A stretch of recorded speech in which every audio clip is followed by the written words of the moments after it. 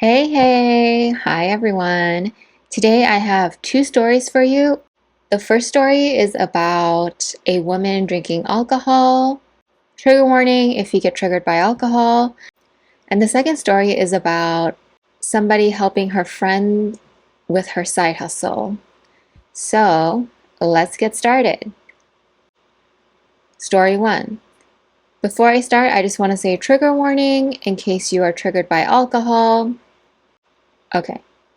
Am I the donkey for ordering alcohol? Am I the donkey? I'm currently on a solo trip in Tenerife, all inclusive to save having to look for places to eat by myself. The hotel has club style seating, meaning that all tables are tables of 8 and people get sat together. Apparently, it's to encourage a sense of community and conversation. Last night, I was seated first and had a glass of wine. A family of 5 got seated at my table, 2 adults and 3 children. The mother turned to me and said, "We do not wish to expose our children to women drinking alcohol." I smiled and said, perhaps they should ask to move tables if it was an issue, but I would be drinking the wine. They noticed I was on my own and made passive-aggressive comments about this. I went up to get food, and on return, the wine had disappeared. A waiter came over and asked to see my wristband for the all-inclusive and said the family had told him I was underage and must have sneaked away from my parents. He was very apologetic and returned with a fresh glass of wine just as the family came back with their food. Am I the donkey for then requesting the waiter bring me the full bottle along with a couple of shots of vodka? The family stormed out the restaurant when I drank the shots as they arrived at the table. Comment 1. Not the donkey. We do not wish to expose our children to women drinking alcohol. Is that so? Great, I'll show you how a real woman drinks. Comment 2. What about men drinking alcohol? Is that okay? Comment 3. I can't believe the situation. She doesn't want to expose her children to seeing someone drink alcohol, but she's willing to expose her children to her own lying. Comment 4. I don't even drink alcohol and would have been tempted to do what OP did. Comment 5. What family goes to an all-inclusive in Tenerife and doesn't expect to see women drinking alcohol? They will have to blindfold the children. Comment 6. Isn't Tenerife basically about being drunk and British? They should have gone literally anywhere else. Comment 7. Not the donkey. The audacity to lie about you being a naughty child that sneaked away to have alcohol? What the actual hell? But also, it's only offensive if women drink alcohol, so it's okay for a man to do that? That's misogynistic. Why shouldn't a woman get to enjoy herself? Comment 8.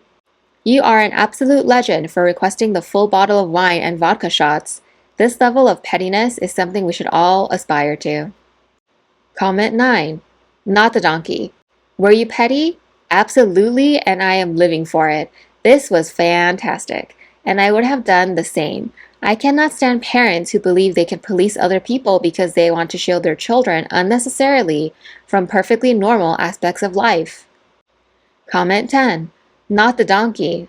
LOL. If they don't want people/women drinking alcohol near their kids, they shouldn't have brought them to Spain. Comment 11. Not the donkey. I write this as a woman currently on a solo trip in Egypt at an all-inclusive with a glass of wine in hand. I'm applauding your pettiness. I agree with OP and all of these comments.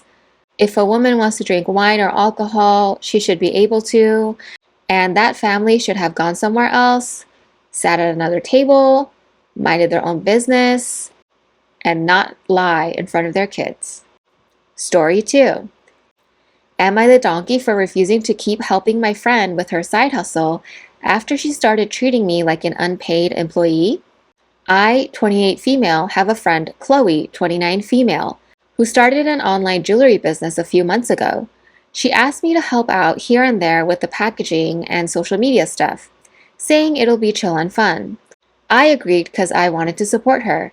At first, it was super low-key, like an hour or 2 a week. But over the last couple of months, it's gotten way out of hand. She sends me daily to-do lists, expects me to drop everything for her business, and gets mad if I don't put her stuff before my actual job. She's even started calling me her social media assistant to our friends, even though I'm not paid at all. Last week, she told me I had to spend my entire Saturday helping her prep for a craft fair, saying, "You owe me this. You're part of the team." I told her nicely that I love supporting her, but I'm not her employee and my time is valuable. I said I couldn't keep helping if it's not casual and if there's no pay for all the extra work. Chloe flipped out and called me selfish, saying I was abandoning her and not a real friend.